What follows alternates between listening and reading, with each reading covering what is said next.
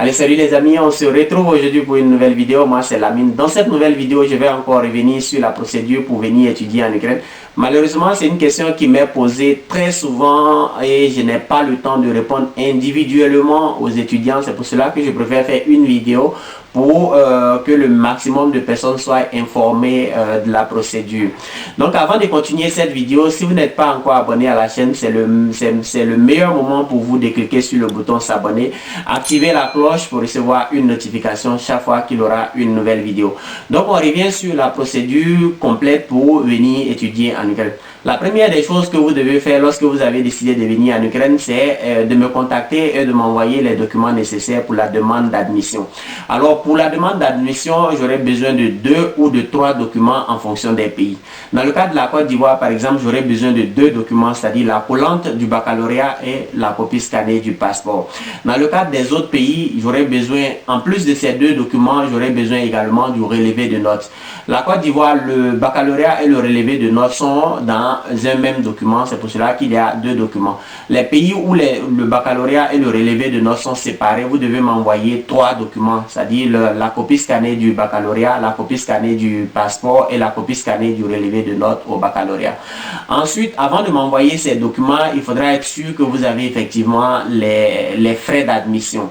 Donc certains seront surpris après m'avoir envoyé les documents, ils vont me demander, mais je pensais que je devais d'abord recevoir l'admission avant de payer les frais d'admission. Non, vous devez payer en même temps que vous me faites parvenir les documents.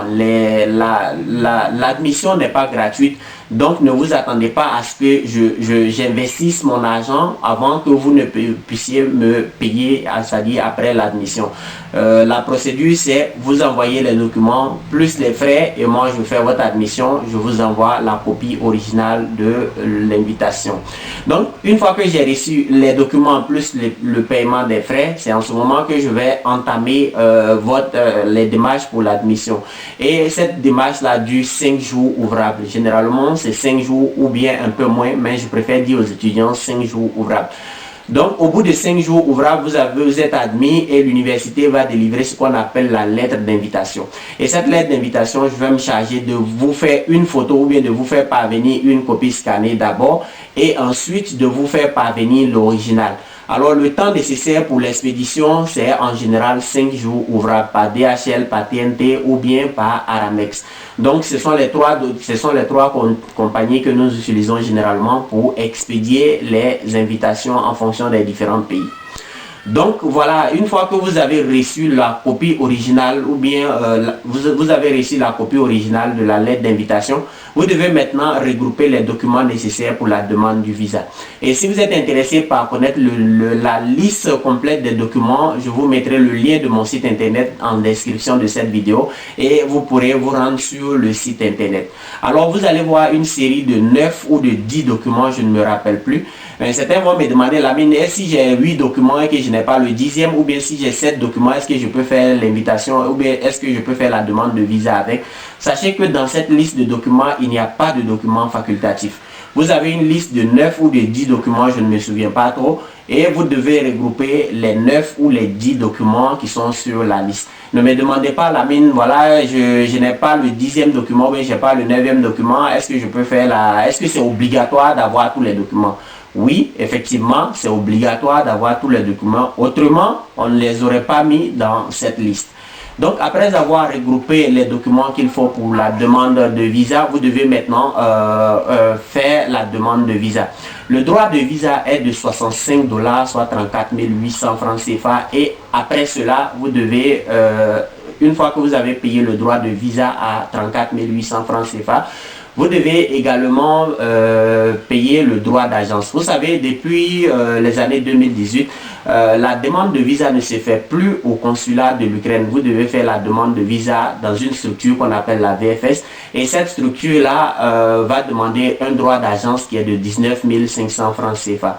En Côte d'Ivoire, le droit d'agence et le droit de visa sont combinés. Donc, je crois que vous devez payer 64 900 francs CFA. Donc cette somme sera payée à la banque et vous venez avec le reçu de paiement dans l'agence de demande de visa. Donc, une fois que vous avez payé le droit de visa, vous déposez les documents pour la demande de visa et vous devez attendre 2-3 semaines en fonction des pays. Donc, généralement, c'est au bout de 21 jours que vous allez avoir un résultat. Avant, c'était 2 semaines, mais maintenant, ça traîne un peu, ça met, je crois, 3 semaines. Donc, au bout de 3 semaines, si vous avez eu le visa, vous recevrez un appel téléphonique vous demandant de venir à la structure de la VFS. Si vous avez eu un refus, vous allez recevoir simplement un SMS vous demandant de venir récupérer votre document. Ensuite, si dans le cas où vous avez eu le visa, vous devez m'informer pour que je puisse informer l'université de la date de votre arrivée. Une fois que vous avez eu le visa, vous devez maintenant procéder au paiement du billet d'avion. Donc certains vont me demander le billet d'avion ça coûte combien. Généralement je ne peux pas dire aux étudiants combien ça coûte parce que le billet d'avion dépend fortement des saisons. Donc si nous sommes en haute saison, le billet sera un peu cher. Si nous sommes en basse saison, le billet sera un peu moins cher. Mais généralement ça tourne autour des $1000. Donc $1000, faut voir entre 550 000 et 600 000 francs CFA le billet d'avion aller-retour. Donc certains vont me demander, Lamine, est-ce que je peux prendre un billet aller simple? Oui, vous pouvez le faire, mais je ne l'ai jamais essayé en fait. Tous mes étudiants qui sont arrivés dernièrement ont payé un billet d'avion aller-retour. Donc si vous voulez, vous pouvez peut-être acheter un billet d'avion aller simple. Je ne sais pas si ça va poser problème ou si ça ne va pas poser problème. Honnêtement, je ne l'ai jamais fait, donc je ne peux pas savoir. Donc, une fois que vous arrivez en Ukraine, je vais vous accueillir à l'aéroport et c'est à votre arrivée que vous devez payer la scolarité, l'assurance, le logement, l'assurance maladie et la carte de séjour. Et tout ça coûte 2900 francs CFA, donc 2900 $, pardon. Donc je ne sais pas combien ça va faire en francs CFA, mais si je sais que vous pourrez faire la conversion. Donc vous savez que arrivé sur le territoire ukrainien, vous devez payer 2900 francs CFA, un point, un trait. Donc une fois que vous payez ça, on va finaliser votre inscription, on va vous loger au campus de l'université et vous pourrez le surlendemain de votre arrivée, vous pourrez entamer les cours à l'université. Donc voilà un peu la procédure complète du début, c'est-à-dire le jour où vous me contactez pour avoir une admission jusqu'au jour où vous arrivez sur le territoire et jusqu'au jour où vous êtes inscrit à l'université. Donc si jamais vous avez une question, vous pouvez me les poser en commentaire dans cette vidéo ou bien me contacter directement sur le numéro qui s'affiche à l'écran. Donc je serai très content de répondre à vos différentes questions et si jamais vous êtes intéressé par les études en Ukraine, vous êtes intéressé par l'obtention d'une admission, vous pouvez me contacter pour que je puisse vous aider à avoir une admission dans une université en Ukraine. Donc c'est tout pour cette vidéo. En tout cas les amis, si vous avez aimé, n'hésitez pas à mettre un pouce bleu ou un like sur cette vidéo. On se retrouve la prochaine fois pour une nouvelle vidéo. Allez, ciao. One last lie. I'm gonna float and start to try.